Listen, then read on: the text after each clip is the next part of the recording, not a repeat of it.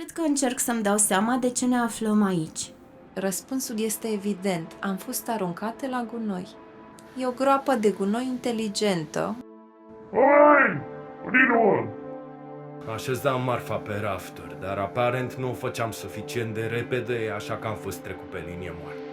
Pentru ultimele modele de roboți de companie, vizitează RoboWorld, cel mai mare retailer de roboți de pe piața internațională.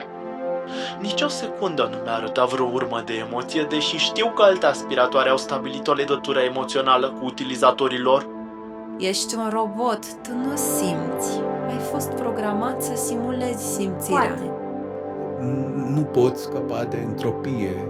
Dar e prea devreme, încă funcționăm. Avem viața înainte. Unele dispozitive chiar își vor continua viața, vor fi revândute. Și acum ce facem? Așteptăm să ne vină rândul la spălat pe creier?